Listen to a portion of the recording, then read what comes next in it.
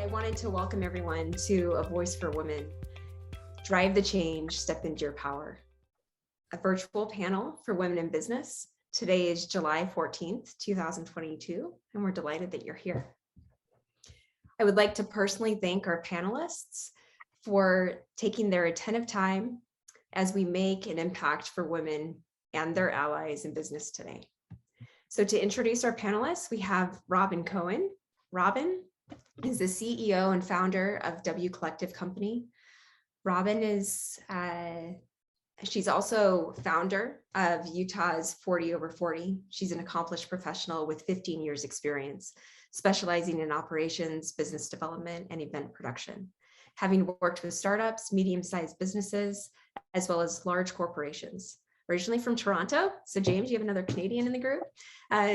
Robin has lived in 2 continents, 3 countries, and 8 cities over the course of 25 years, bringing a unique and dynamic perspective to managing and growing businesses. And we have Allison Harold, Vice President of Sales at 21st Cent Ed. Allison is an innovative sales executive with more than 20 years of sales experience, with more than 15 of those years in leadership roles. As an impactful executive and authentic leader, Allison has a strong history of surpassing ambitions, business goals, and implementing innovative strategies to drive significant growth. With a keen ability to identify, cultivate, and retain talent, which has positioned organizations she has worked with to achieve strong results. Allison has developed expertise in contract sales, client relations, client management, account retention, crisis management, and even government relations. Prior to joining the 21st Cent Ed team, Allison started the Fry Group, Inc., a boutique consulting firm which was highly sought out due to her keen business insights and incredible customer service. And last but not least, Kristen Schaefer, our good friend and executive director, market lead at JP Morgan.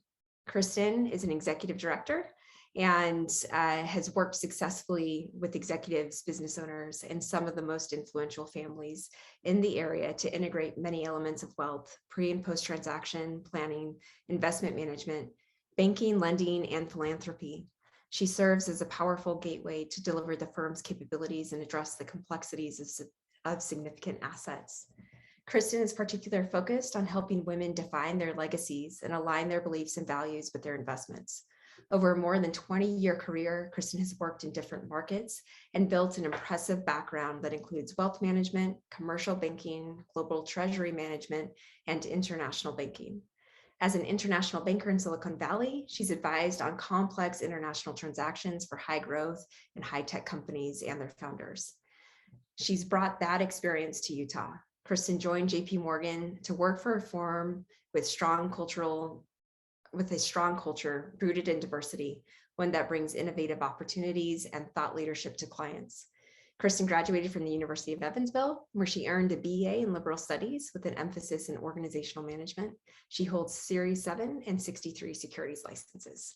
So welcome, Robin, Allison, and Kristen. So happy that you're here today. Thank you. We should have gotten you a shorter bio for me. No, it's great. Thank you for having us. Of course, absolutely looking forward to this conversation. And, as we talked about last week during our prep, based on today's topics, we believe that they're critically important to dispel trending conversational norms about female professionals that continue to hold women back. We decided to effect change by refreshing mindsets and taking action. So with that, we're going to lead into our first topic, which is goodbye imposter syndrome, readjusting our relationship to self. And there's some really interesting background on imposter syndrome and how it started. So psychologists Pauline Rose Clance and Suzanne Imes developed a concept originally termed the imposter phenomenon in their 1978 founding study, which focused on high achieving women. They posited that despite outstanding academic and professional accomplishments, women who experience the imposter phenomenon persist in believing that they are really not bright and have fooled everyone who thinks otherwise.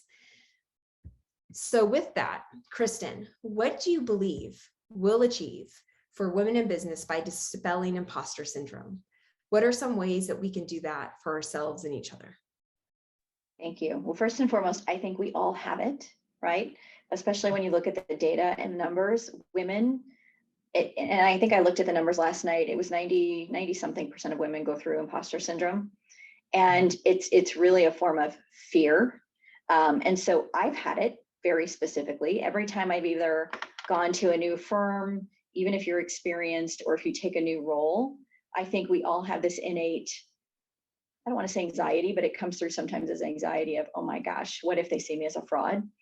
And I think the most important thing we can do is first you have to stop and pause and breathe and remember that there were people who supported you in this role. You were chosen probably not by one person. You were probably chosen by maybe a team of 10 that you interviewed with, and that you were deemed worthy of the role. So I think we need to kind of stop and remember that. And then I also think you need to have some self-compassion, that we're not perfect, especially as women. I think we put such an emphasis on perfection. None of us are perfect. None of us are ever going to be 100% fit for everything. I think men do a really good job of saying, you know what, that's okay. Let it. I had a conversation with a male executive yesterday, and he said, who gives a crap, Kristen? Don't worry about that. And I'm like, I can't. I need this to be perfect. And I think it's going back to that self-compassion. I also think it's building a support system where you have peers and mentors to talk to, and then coming up with an action plan around, okay, I actually know what I'm doing. Here's why I had this job. You know, a lot of times in leadership, I think we don't get as many kudos or great job emails. We're really good about doing that for our team and our staff. And I would say keep a kudos file. I used to do that through my entire career, and go back if you're having doubt and go back to your kudos file. Or if you're in leadership, I actually did this the other day. I went back through and wrote down the accomplishments of the team and what we did and what I personally did for growth. And I think just going back and reiterating that helps you with that self-confidence. There's also a great book called The Art of Extraordinary Confidence. And anytime I feel self-doubt, I will actually turn on that audiobook and I know this sounds silly, I also will turn on Lizzo. There is a great Peloton meditation to Beyonce. And I'm not kidding. I will do those 3 things to just get my self-confidence up, because it's a confidence thing. And then once you go, you know what, I actually have this, right? It's the fake it till you make it. We have to do that. But again, I think just have self-compassion, build yourself up, have a cheerleader. I think it's super helpful. So those are the people that help build me up. I love it. Thank you so much, Kristen. And Allison, I will let you chime in. There's so much that I want to say, and Robin, I'm sure you as well. But Allison, what would you add on to that? No, I appreciate that. I think the one that resonates most is to let go of this idea of perfectionism. You know, as women, we think we have to get it right all the time, but we also feel like we have to be capable of handling lots of different things and being really good at it.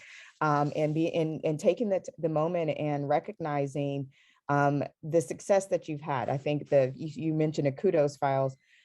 It's celebrating your own success and not shying away from that. So often we dismiss or diminish the contributions that we make. And when we do that, others mirror it. And so we've got to step away from that and not feel like somehow we are, kind of compensate. We don't have to overcompensate. We don't have to, it's not necessarily a faking it. We're doing it. It's real. And acknowledging that. And I think the other is just kind of reframing the thoughts in our internal dialogue as well. Again, diminishing our contributions by saying we helped or we led, we collaborated, we created, we have to own those things that the work that we do, our ideas, our innovation, and our contributions to our overall workplace. We have to own that. Thanks, Allison. It's great input. And Robin, an interesting question for you is, I'm not sure if the audience has read Carol Dweck's book, Mindset, but in that book, she talks about how in a growth mindset, people believe that their most basic abilities can be developed through dedication and hard work. Brains and talent are just the starting point.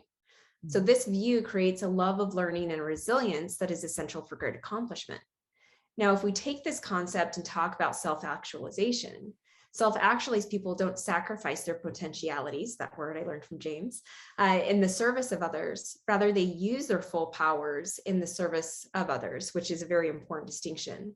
So Robin, how have you achieved self-actualization to engage your full potential in business? So first of all, thanks for having me. This is great, and I just love all the different topics that we are, going to be able to discuss today. Um,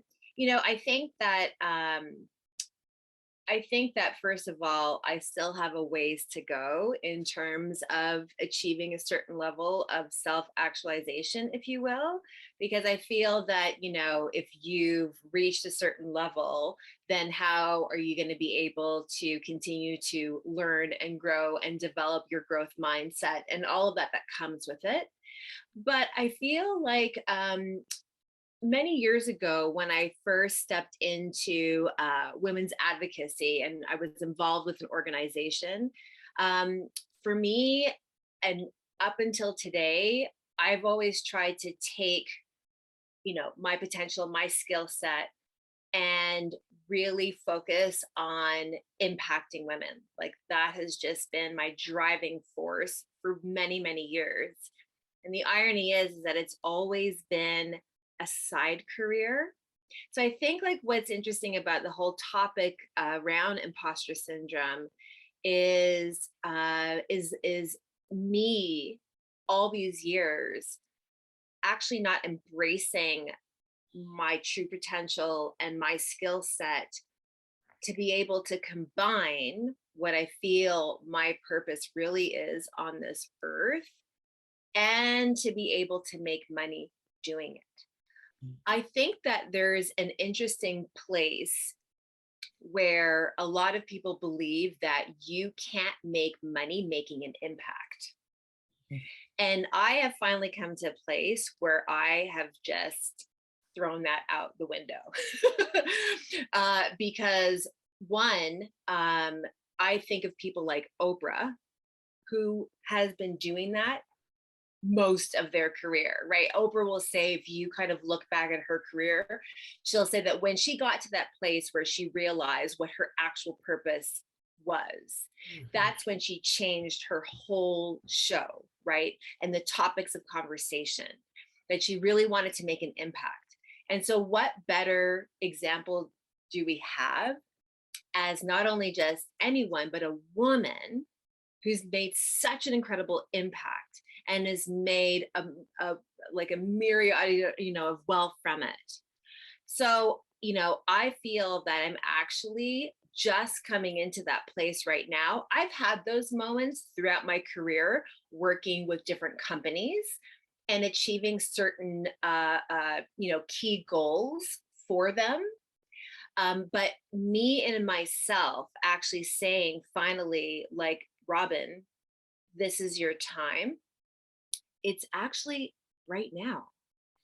And so I'm sharing that because, I feel, really honored to be here to be like, oh, I'm like a thought leader talking about this, but I've actually only come to that place right now. And I'm 48. I just want to throw that out there. And so part of this is realizing that, as Kristen said, you should definitely embrace and celebrate the successes that you've had along the way, right? And almost kind of connect the dots of that so that you can bring yourself into that place of self-actualization and then be able to give that to the world, if you will, or your team or your company, or so that's kind of how I look at it. I wanted to share a little bit about the place that I'm in right now, because I think that, to share that kind of vulnerability is important, because vulnerability is strength. Just want to say that. Yes. Quoting Brene Brown. Absolutely. But again, I think that what will help people reach that place of self-actualization is putting those dots together of the key successes that you've had throughout your career and your life, and to bring them together into a place so that you're embracing that and saying, I'm here, or at least I'm close to that place. Mhm. Thank you, Robin. Thank you for the vulnerability. And Kristen, I'm really interested to hear what your thoughts are on that. Where are you at kind of in that self-actualization phase for yourself?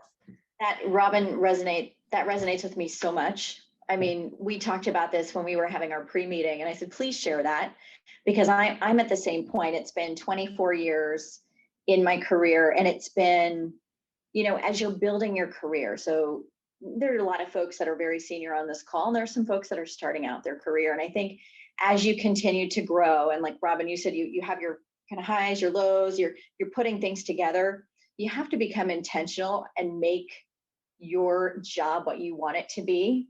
And I struggle with this every day, right? Because we're leading the amount of internal meetings I sit in all day long. I'm like, gosh, I'm not doing the things that make me feel fulfilled, that I should be out doing more things like this and supporting women and doing these things that make me feel empowered.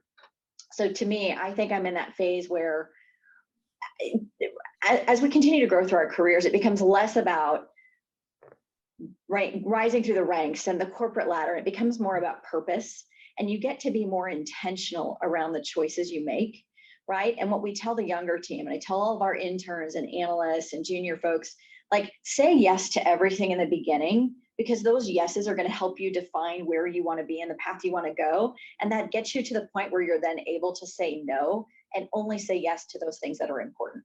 And so I think that's just a good reminder for all of us, is just say yes to the things that you're passionate about. Do you feel fulfilled? Are you having fun in what you're doing? If you're not, you should not be doing it, right? And then taking a little bit more control. For me, that's a constant lesson of taking more control of my day to do the things that make me feel fulfilled. And so I'm on that journey, right? It's a constant struggle, and I'm seeking purpose all day long, every day. And that's this innate desire to continue to get to that place. So that just resonates with me so much, and I'm sure it does to everybody else on this line. Could I pop in and just add one more tidbit there, if that's okay? Please. I think also just taking into consideration the last 2 years and what that has done to all of us. Purpose, I think, has become like of utmost importance. It's purpose in your career, right, in your professional life, and really trying to seek that out. But it's purpose in your life as well, right? Like, how are you living your life? And I think that it has all been like forced reflection, whether or not we wanted it. And, like, what a crazy ride in time it's been. But I feel like, would we have gotten to this place where purpose has become the forefront of how we want to live our life and what kind of career we actually want to have? And then also, I think, creating boundaries too. So boundaries around that, in the sense of, like Kristen saying, like, say yes to everything. You do have to like a certain degree, because then you can get to a place where you can say no and create those boundaries. And again, really connect with what is of utmost importance to you. And again, it's kind of that connection to that self-actualization piece. Yes, and I want to add, I think I saw Soledad O'Brien speak when I was very young in my career, and she was so inspirational. And she said the most powerful thing you can ever do in life is say no. So we always say yes as women. We feel obligated to say yes. Saying no, you actually claim your power. And that always just stuck with me. It's wonderful, incredibly insightful. Allison, is there anything there that you'd like to add? I think they probably have captured it, captured most of everything. I think the power of no is the thing that, I was going to lead with. Getting to that place where you feel comfortable and confident with yourself and the decisions you've made. And I think the only other piece I'd add in terms of saying yes is being willing to take risk. And knowing that it's an investment in yourself, taking that chance and being okay with failing and to figure out, and I say, failing forward, it's to figure out, what that comfortable spot and space is for you. Wonderful. I have learned so much from each of you. I hope the audience has gained some really actionable steps through kind of this, the phase of, and the progressional phase of self-reflection to self-actualization, and how really stepping into our power is driven by this purpose. Kristen and Allison know a little bit about my personal story where, I had a moment in life where I had to really understand what my purpose was. And I say it's to make meaningful contributions every day. And Robin, I could not agree more. If we lead with that, Kate on the White Label team and I had this conversation just a few weeks ago about how if we lead with purpose, we don't need to worry about the numbers because of the authenticity that's built around that, and the trust that comes in working with other individuals because they can feel that passion and purpose and how you really have their best interest at heart. So I think the biggest takeaway is imposter syndrome. Yes, we may not feel perfect, but we don't need to be perfect. We just need to get out there and do it. And we can self-reflect to move to self-actualization. And by stepping into our power driven by purpose is what's going to get us there. So absolutely love it. Thank you. And I would like to invite the audience, if you have any questions, please feel free to drop them into the chat. We are going to have a short Q&A session at the very end, and Sid will moderate those. So if you have questions, don't hesitate to hold back, drop them in, and then we'll certainly catch them at the end. So our next topic is 2022 negotiation, how to navigate like a woman. And we have fascinating background information here. We know that there are still pay disparities between genders, male and female. And according to Pay Scale, the state of the gender pay gap in 2020, women were earning 81 cents on the dollar compared to men, and women of color were earning even less, 75 cents on the dollar to men. And so we know that there's a pay gap between, male and female genders. But what's really interesting is that there's when that pay gap is neutral or zero, and net zero, it's when comparing single childless men and women. And women are essentially penalized for not starting families if they want to be paid equal. And so within White Label, we have a unique opportunity to support companies by way of the executive team, by way of the leadership teams and the employee base, and also the HR departments, in helping find a better way and helping kind of level up to equitable pay, but also just equitable and respectful interactions.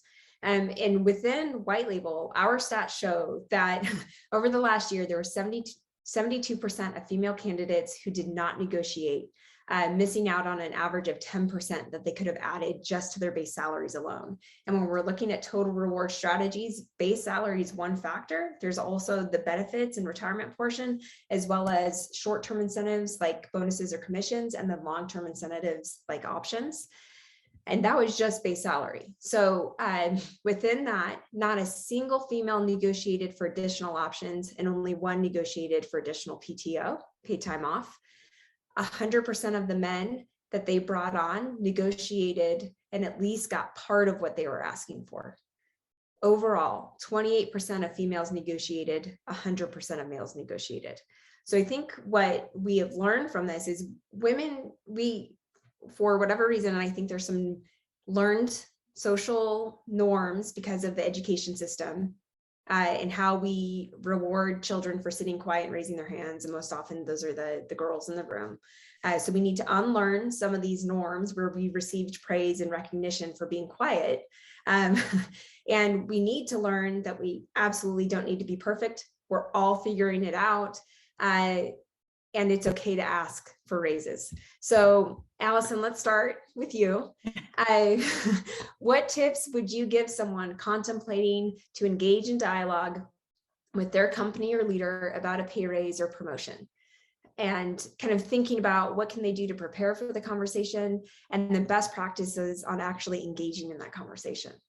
Yeah, I think the first and foremost, do your homework, know your numbers, understand, kind of broadly, looking high and low, what the salary averages and expectations are for the role that you're seeking out, or, whatever opportunity. The other is know your worth, understand your own value, and be unapologetic about it. I think, you can come with a great presentation, you can have all of the justification to make the business case for the, for what you're asking for, but ultimately it's really about how you sell that, and selling with a level of confidence and being kind of unrelenting about it. I use it almost like, I approach it almost like your dad and your uncle used to tell you when you were going in to buy your first car. It's like, you got to be willing to walk away. I know who I am and what I am, and I have to make sure that whatever it is that I'm seeking, that it is based upon either one of two things. I'm seeking a role out because it's in line with whatever my career,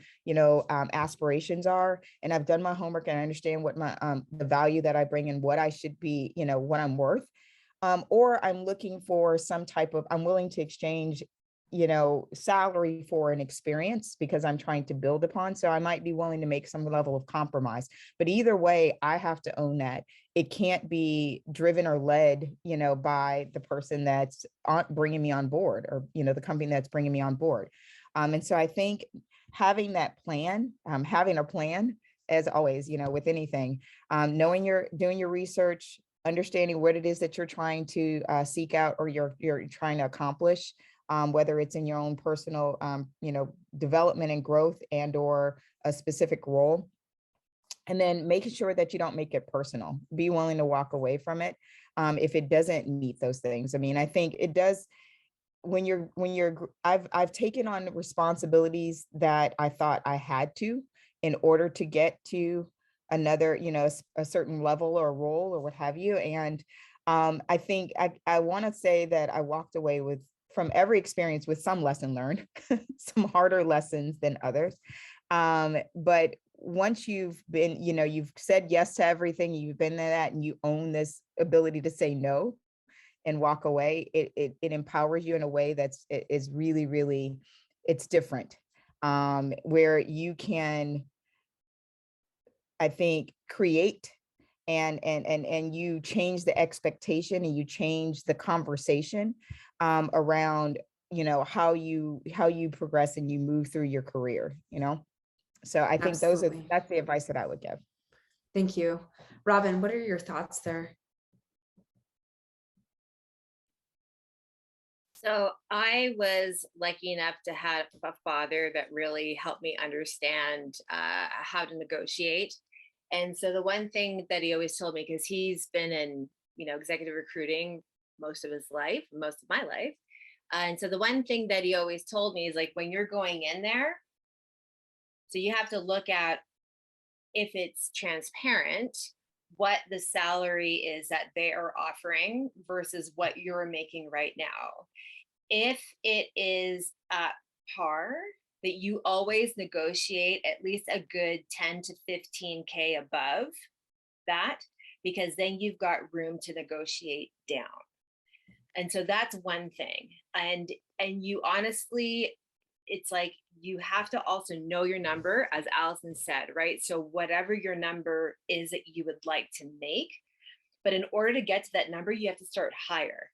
Right. And that's just like classic, sales in general.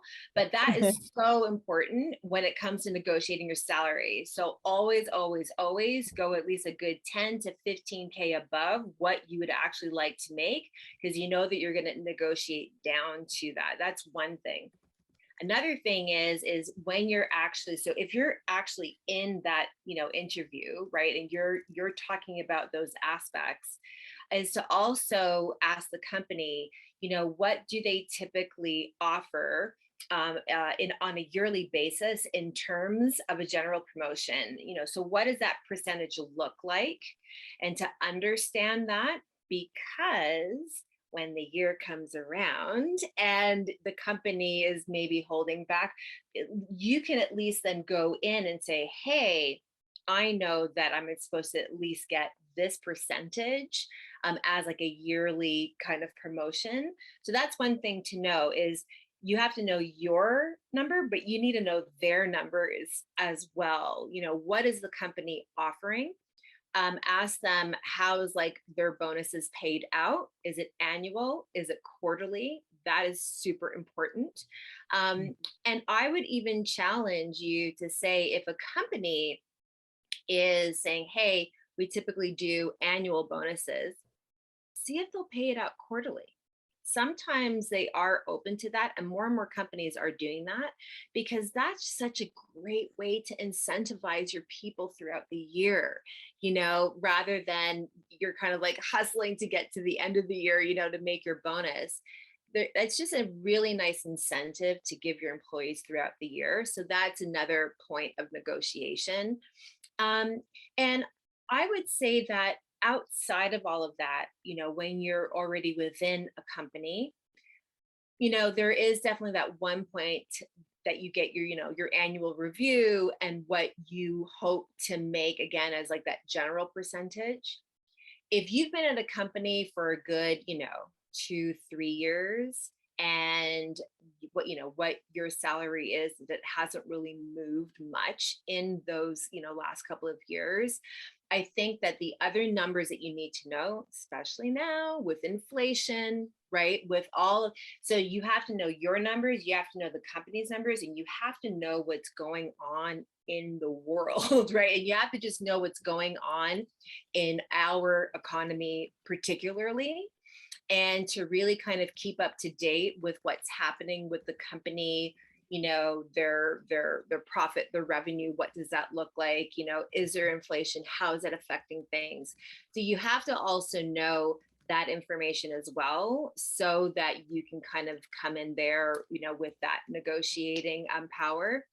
And I would say that I know it's a little bit more nerve-wracking for women compared to men. It seems to be a much more kind of natural attribute to them. I would say that you might even want to have a two-part meeting with your higher up. So it's to have an initial meeting, to just have the conversation, to almost maybe have a temperature check to see if there is a possibility. And then if there is a possibility, then your follow-up meeting can be, maybe you have to do a presentation, on the work that you've done, or whatever you have to prepare for that next meeting, so that you're just putting yourself in a much better position to hopefully get that promotion. So those would be my tips.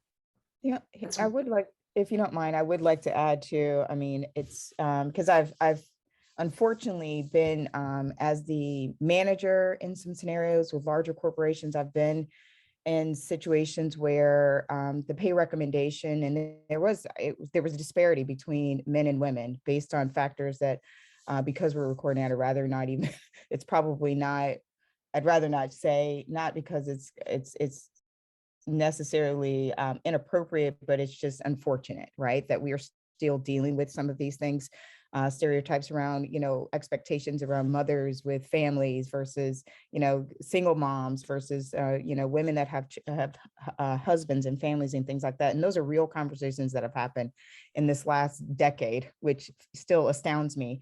However, I'd say coming in, because it is two different conversations when you're coming into an organization versus, having been there and you're trying to advocate or you're seeking out a promotion.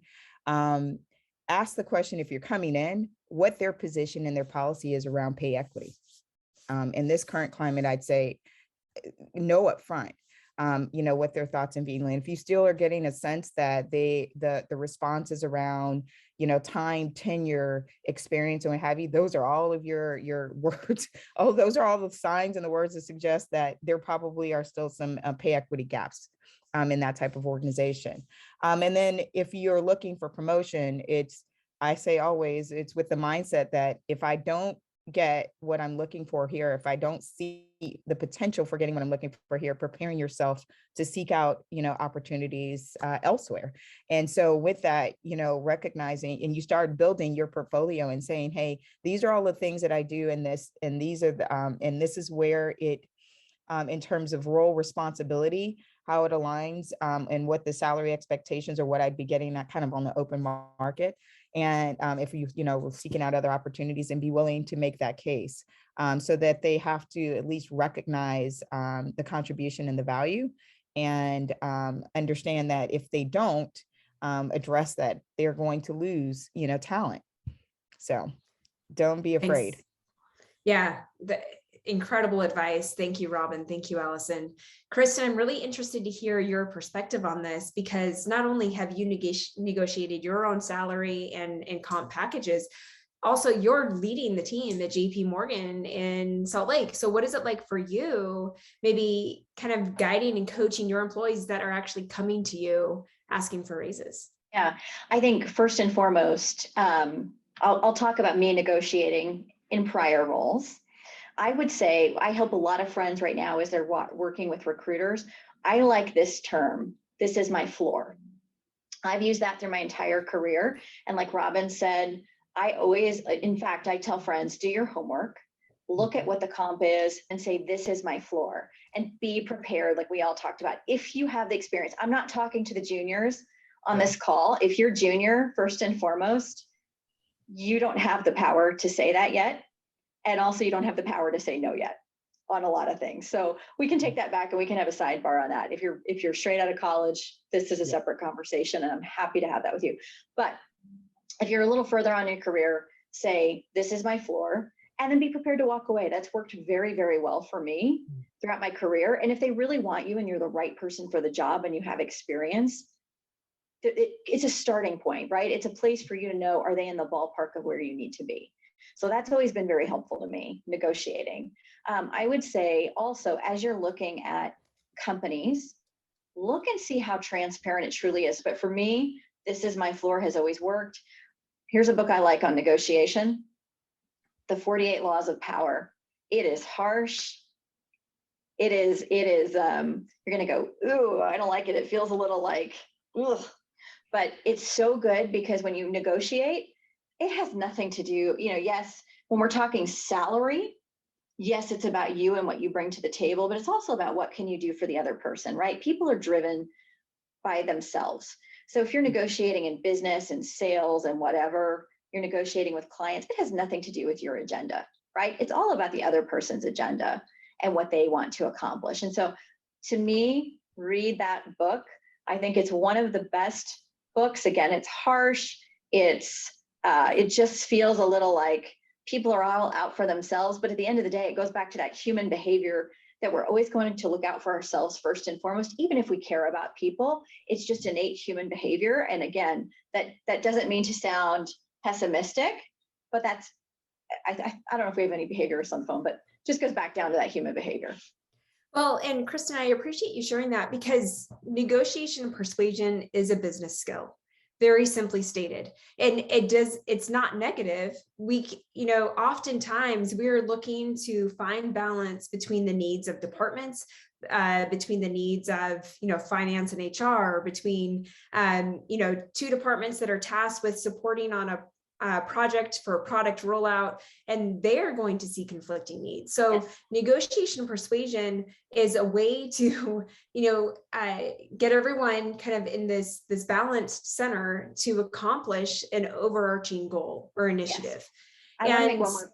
Oh, sorry. Can I make one more point? Please. So everyone's watched Queen's Gambit, I'm sure, but the best advice I got in the beginning of my career, when I was, started off in my sales career, was basically life is a chess game, and you have to think about the opponent that's sitting across from you. And it's not about your move. It's about what are the 5 to 10 potential moves that they could make. And really you sitting and taking the time to think about what is their agenda, what do they want to accomplish, what are their moves, and how do you respond to that? And if you can off the bat address and bring to them those 10 things that they might want to accomplish, you come together for a common goal. And so I don't know, that always resonated with me in negotiation. I love that. And Kristen, if you don't mind, if you could drop the title of the book into the chat, so if people want to refer to it, they can.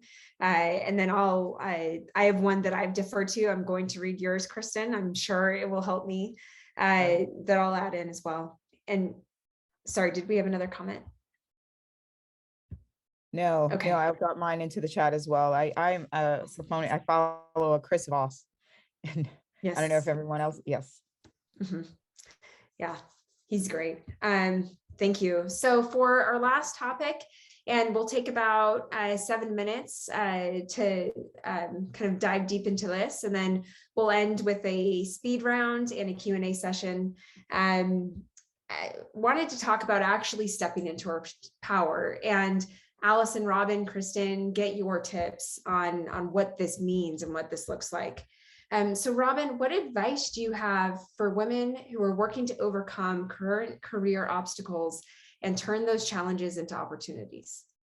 Great question. I think that question really changes depending upon where you live.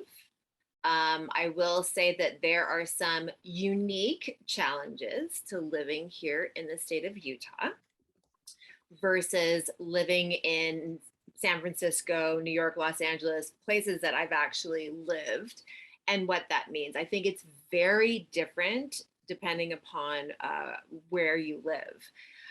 But, with that said, gosh, I think that one thing is, obviously, I think maybe we have to kind of define like what maybe are some of those obstacles, right?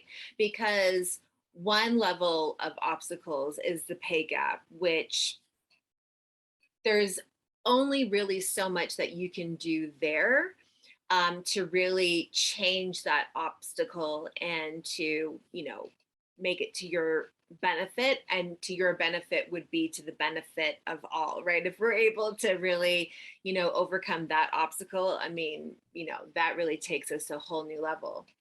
If it's a more personal kind of obstacle, I think it's about really identifying what that is, and then, and then how to overcome it. So I'm just trying to think what is something maybe that I have had to overcome.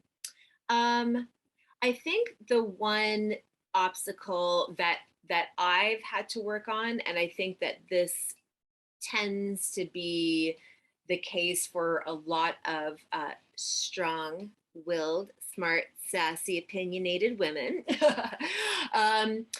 I think that unfortunately we still live in a world where being bold and strong and forthright as a woman is a challenge, period, end of the story. And I have certainly had my own experiences with it. I think that has been much more on the forefront here living in Utah than in any other city I've ever lived in. I will say that. And I think that here, particularly in Utah, it's like you have to ask yourself, how can I still be my authentic self while really navigating the business world here? That is kind of like that key distinction. And I don't know if I've exactly been able to tackle what that looks like. But I feel that what has really been important to me is to really still try and celebrate and embrace my authentic self. Because in my mind, I believe that that is what is needed here. Because I believe that we really need to continue to teach women to be bold and to not be shy, and to be unapologetic, and to do it in a way that is graceful and that is, diplomatic and respectful to, all parties. But I just think it's so important. And that is really about, kind of like embracing your power, right, as a woman in the year of 2022. So I bring that up because it's a personal one for me, but I know that is just something that all women deal with. We definitely deal with it here, probably more than in other cities, I will say, but I do believe that it is something that women, we just tend to do. I mean, we see it on the, global level, the national level. I mean, we see that everywhere, right? And I think that we just have to continue to just somehow make it where it's okay for women to be bold and to be unapologetic and to speak their truth. I just think that it's vital, and it's honestly more important now than ever, unfortunately, in the year of 2022. It absolutely is. And Kristen, I know you're dying to comment on this. So interested to hear what you have to say. I agree. It's a very fine line. It's, you want to be your authentic self and be bold. I will say I agree with everything Robin said, especially here in the state. And it is challenging. But seriously, I think, to me, stepping into power is creating action. So through my whole life, I mean, I had a very challenging childhood and was in a very abusive family. And to me, it was like, I think that taught me I knew that I needed to change my situation, right? I was the one who had to be in control, change my situation, make the life that I wanted. Same thing in my career, right? If I needed to change my situation, I needed to be the one to do it. So I think just taking action and ownership, and sometimes we're very misunderstood as strong women, I think, and sometimes you have to suck it up and go, you know what, I'm misunderstood, and that's okay. And my truth wasn't told, and that really stinks. But you know what? I just need to do action around it, and I just need to pivot. And I just think sometimes we have to do that. And it doesn't always feel good, and it doesn't always feel right. But I think just taking ownership of things is important versus dwelling on necessarily being misunderstood or things happening. I think that ownership and action piece is so critical. And action, just once you kind of start doing the action, then you stop dwelling on the what's bad. Yep, absolutely. Allison, any final thoughts? About 2 minutes, and then we'll work on no worries, things. no worries, Dave. I think I'm so excited. I was so happy to be among such bold and talented women. I think they've captured lots of it. But I will say is being your authentic self, being unapologetic about it. It's one of the things that I keep in mind often is I have a daughter who's 12, and she's quirky, creative, and she's very different.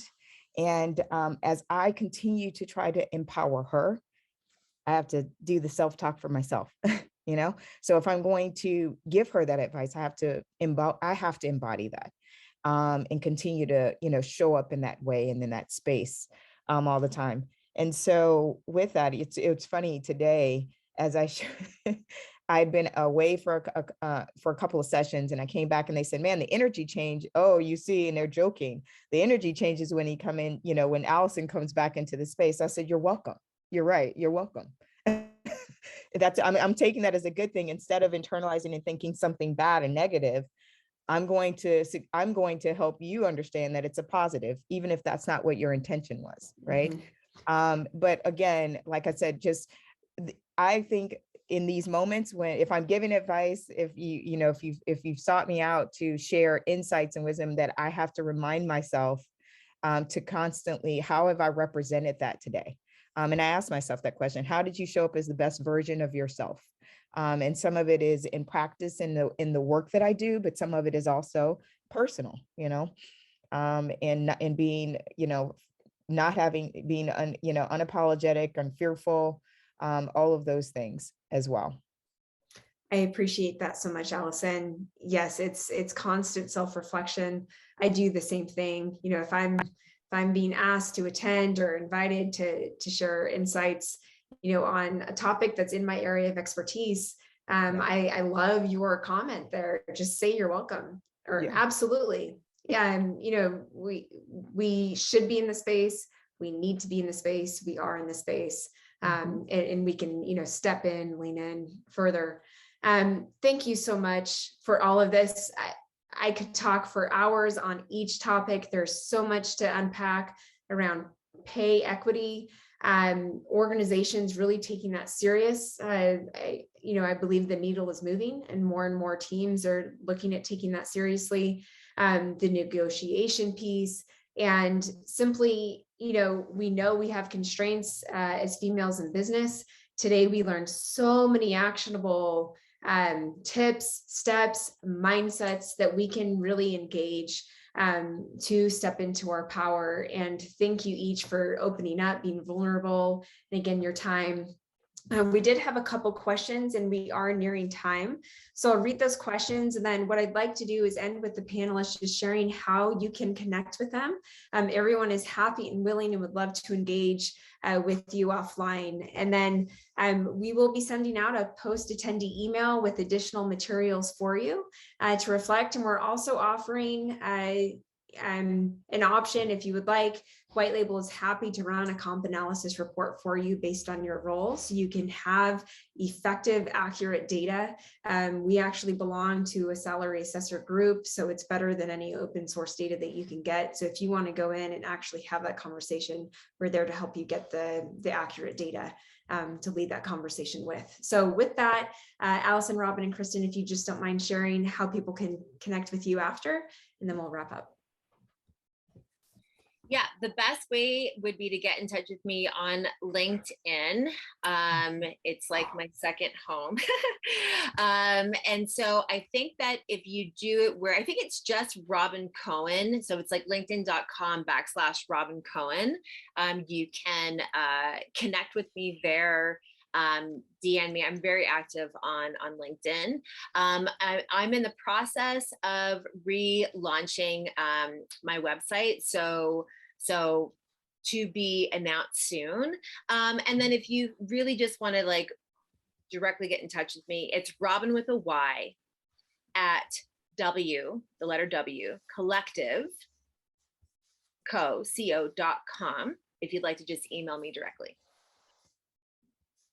Thanks, Robin. And Allison? Yeah, I'm actually also.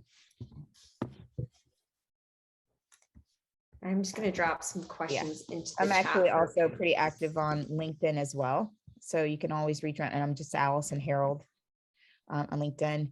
And then if you also want to reach out to me directly via email, it's Allison A. Harold at 21st T21 ST ed.com. Great. Thanks. We'll get that included in the post-event materials. Thank you everyone for coming. Please engage with our panelists. That's what they're here for. Hope it was meaningful, and have a wonderful Thursday and a wonderful weekend.